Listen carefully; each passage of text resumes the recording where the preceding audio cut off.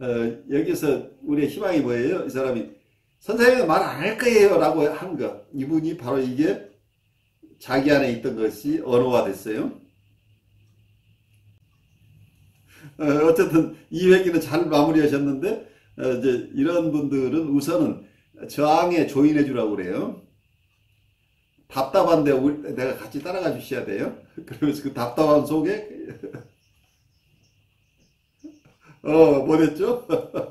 근데 이게 역전이 저항이라는 건데 경우에 따라서는 우리가 꼭 어떤 경우에는 치료자가 다 어튜먼트를 못 해줘요. 엄마가 다 공감 못 해줘요. 그래서 지난 학기에 우리가 배웠던 코웃의 어떤 최적의 좌절이라는 게 있었죠. optimal frustration이에요. 어떨 때는 엄마가 실패해요. 야, 네 엄마 안 할 거야. 할 때 진정으로 어떤 때는 아이들이 엄마 마음을 알아들을 수 있어요. 엄마가 정말 자기를 사랑한다는 걸. 그러니까 어떨 때는 우리가 내부적으로 실패했지만 이 환자에게 갔을 때는 그것이 경우에 따라서는 치료적인 효과가 있을 수도 있어요. 그래서 우리가 인터벤션이 어떨 때는 내가 봐서는 실패한 인터벤션이지만 큰 그림으로 봐서는 그의 optimal frustration을 작용해서 이 사람이 자기를 표현할 수 있는 기회가 될 수도 있다는 얘기예요. 근데 이게 너무 심해서 정말 저항이, 그래서 여기에 우리가 의존할 수 없는 이유가, 계속 의존할 수 없는 것은 이 optimal frustration은 어쩌다가 한번 나와야 이게 최적의 좌절이지. 이게 빈번하게 나오면 최적이 아니고 아예 치료 파괴적인 저항으로 가버린다. 그럼 이 사람들이 치료에 안 와버려요. 그러니까 그걸 조심해야 된다는 거예요.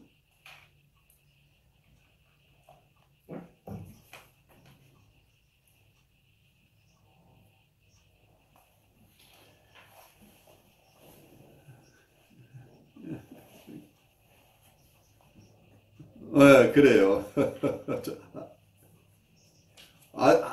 아주 잘하셨어요. 그때 격려해 주셔야 돼요. 그러니까 이분들의 공격성이 표현됐을 때 그때 그걸 인정해주고 그걸 참 어려워요. 그게 훈련되지 않으면 우리가 즉각적으로 보복하고 싶어지는데 보복하는 대신에 너의 그 표현이 나에게 큰 도움이 됐고 참 장하다라고 격려해주고 언제든지 내가 너에게 실패하는 지점이 있거나 너를 화나게 하는 일이 있으면 오늘처럼 이렇게 얘기해 줄 수 있겠느냐라고 이 사람 격려해 줘야 된다는. 그래요. 평소에 다 픽업하고 계신 거예요. 그게 우리가 무의식 속에 있다는 얘기예요. 그래서 제가 똑같은 얘기를 계속 반복하는 이유는 여러분이 그걸 외워서가 아니라 여러분 무의식 속에 이게 내려가 있기 때문에 위기에 당하면 바로 무의식에 있던 게 올라와요. 그러니까 우리 무의식을 점화할 필요가 있다는 게 그것 때문이에요. 많은 경우에 제일 어려운 게 제가 보니까 임상에서는 본인이 지금까지 살아왔던 폴스 셀프가 자기라는 믿음이 워낙 강해서 트루 셀프가 숨겨져 있다는 것을 인정하지 않아요. 사람들이 대부분. 나는 이런 사람이야. 나는 원래 이런 사람인데 왜 자꾸 엉뚱한 소리 하느냐고 오히려 치료자를 못마땅해 하는 경우가 대부분이에요.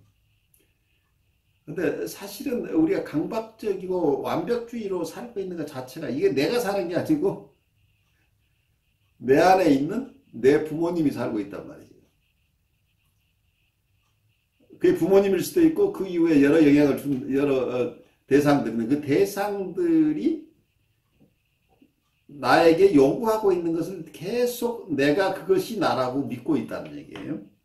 그래서 열심히 사는데 열심히 살면 살수록 나는 더 고달퍼져요. 더 힘들어져요. 왜냐하면 열심히 사는 것은 그분들의 요구에 계속 순응하는 거기 때문에 트루 셀프인 나는 점점 더 힘들어진다는 얘기예요. 그 속에 있는 한. 근데 어느 날 나라고 믿고 있는 내가 허상이라는 것을 깨닫는 순간부터 우리가 조금씩 틈이 생겨요. 여러분이 운동을 배워도 테니스를 배우건 태권도를 배우건 골프를 배우건 다 엉뚱한 것을 계속 하다 보면은 이제 조금씩 나아지는 건데, 그러니까 실패를 두려워하면 성공할 가능성이 없어져 버리죠. 그래, 마스터하는 과정 속에서는 반드시 실패의 연속이라는 거죠. 그 실패의 과정을 귀하게 생각하지 않고 바로 성공하겠다고 하는 게 우리 옴니버터스죠. 굉장한 본인의 경험 속에서 아주 좋은 지지 발언을 주셨어요. 실제로는 본인들이 정서로 느끼는 것하고 현실은 다르다는 걸 우리가 이해를 해야 되는데, 제가 쭉 도와주고 있는 분이 한 분 계시는데, 회사에서 중요한 자리에 있는데 본사에서 지사로 나가라고 하는 거가 이 사람에게는 완전히 사형 선고로 느껴졌어요. 그래서 이분의 그 불안의 강도가 너무 심해서 직장에 있을 수 있기 어려운 상황인데, 그 전부터 내가 조금 그래도 계속 도와줘 왔던 거기 때문에, 라이프 코칭으로 도와줘 왔던 분이니까, 그때 제가 이분에게 이런 얘기들을 했어요. 당신의 주관적으로는 가장 큰 실패이고 더 이상 여기서는 받아들일 것이 없다고 생각할지 모르지만, 어떤 사람은 지금 가장 적절한 장소에 당신이 간다고 생각할 수도 있을 텐데, 당신은 어떻게 조금 당신이 주관적으로 느끼는 것하고 객관적인 상황을 다시 한번 점검해보면 어떻게 했느냐. 지금 이 살벌한 이 본사 조직 속에 있는 것하고 당신이 지사에 가서 당신의 능력을 발휘하는 것하고 어느 쪽이 더 당신에게 가능성이 있겠느냐. 처음에 정서적인 반응이 조금 현실적인 레벨에 내려와서 쭉 같이 대화를 하는 속에, 거기가 더 어쩌면 안전할지도 모르겠다. 난 여기서 더 정말 이 사람들하고 못 살겠는데. 라는 쪽에서, 그러면 한번 가서 부딪혀 볼까요? 라는 쪽에서 갔는데, 그분이 거기 가서 1년이 되기 전에 그 그룹에서 가장 생산적인 부서를 이끄는 팀장으로 표창을 받았어요. 그러니까 본인의 주관적인 생각 속에서는 가장 큰 실패인데, 실패가 아니고 그것이 자기의 성공의 바로 지름길이라는 거예요. 그래서 성공과 실패가 어느 퍼스펙티브로 받아들이냐면, 그 사람의 수용하는 사람의 주관성에 따라서 이건 고정된 게 아니라, 같은 상황을 어떤 사람은 실패로 가져가고 어떤 사람은 성공으로 가져갈 수 있는 거죠. 그게 진솔한 사례 발표란 말이에요, 그게. 여러분들이 너무 나이스한 것만 보이려고 하는 태도 자체가 폴스 셀프들이에요. 앞으로 여러분들이 슈퍼비전 케이스에서 자기 케이스를 얘기할 때 성공한 케이스를 들고 올 필요 없어요. 내가 헤매고 있고 힘든 것을 적나라하게 드러낼 수 있는 힘이 있어야 슈퍼비전이 된다는 얘기예요. 임상 상황에서도 보통 내담자가 상담자를 만나러 왔을 때, 상담자 입장에서 내담자가 어떤 사람인지 예의주시하고, 어떤 데서는 포스트 인터뷰에서 진단에 가까운 어떤 심증 형성을 하려고 애를 쓰기도 하죠. 그렇지만 동시에 내담자 입장에서도 상담자가 어떤 사람인지를 관찰하죠. 그래서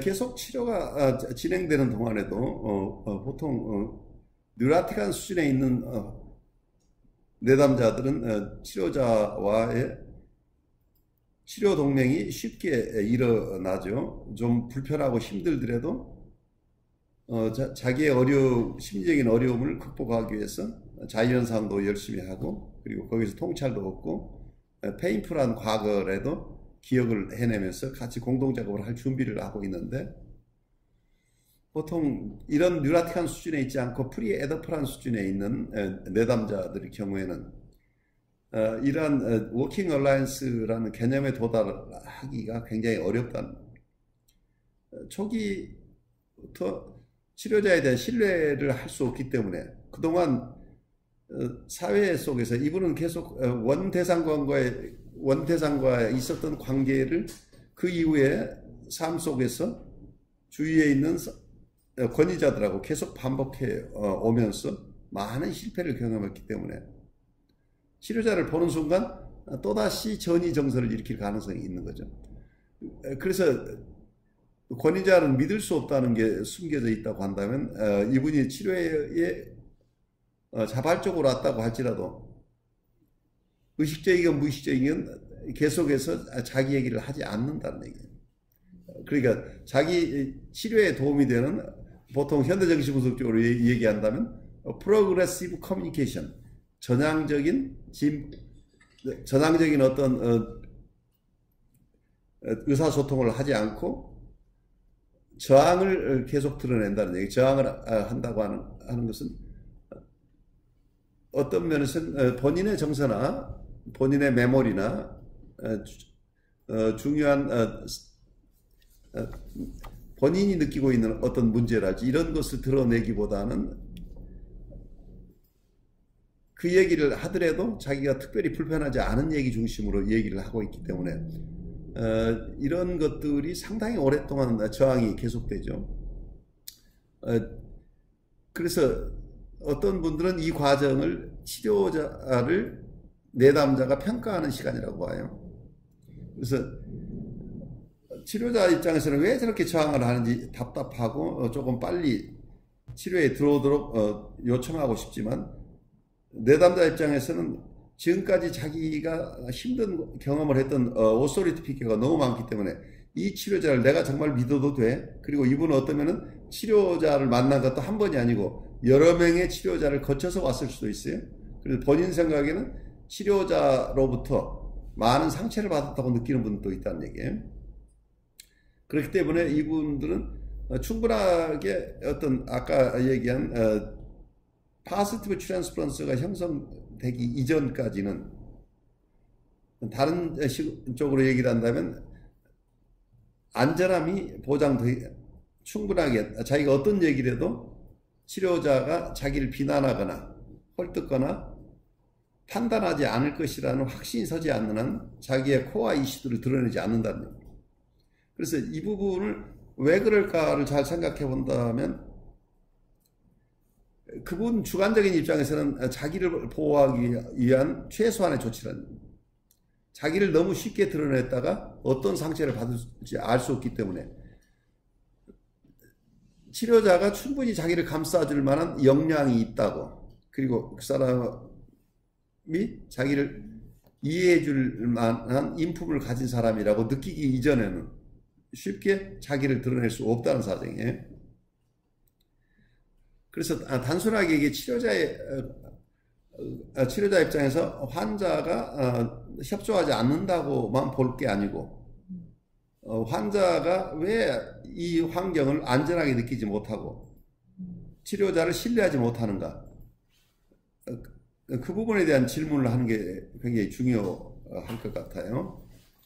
그래서 우선은 치료 세팅에 와서 내담자가 자기가 어떤 얘기를 하더라도 충분히 수용될 수 있는 환경이고, 그리고 치료자라는 것을 이분들이 실제 경험으로 체험하지 않는 한 단순히 나는 당신 얘기를 다 언더스탠드하고 하고 다 이해하고 당신 얘기는 밖에 아무 얘기도 하지 않을 것이며 당신만을 위해서 내가 애쓰겠다고 아무리 언어로 얘기하더라도 이분들이 쉽게 신뢰하지 않기 때문에 실제 임상에서 이분에게 어느 정도 이모셔널 커뮤니케이션이 이루어지고 조이닝이나 미러잉이 잘 일어나는가가 굉장히 중요한 첫 단계가 되겠죠.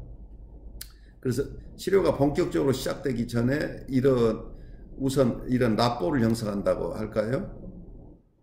하는 과정들이 굉장히 힘든데, 프리에더퍼럴 환자들의 경우에는 어떤 면에서는 이런 워킹 얼라이언스까지 가기는 굉장히 힘들다고 보이는 경우도 얼마든지 있어요. 그래서 끊임없이 워킹 얼라이언스가 되지 않은 입장에서도 내담자를 어떻게 돌볼 것인가 하는 도전을 이런 환자들은 주는 거죠.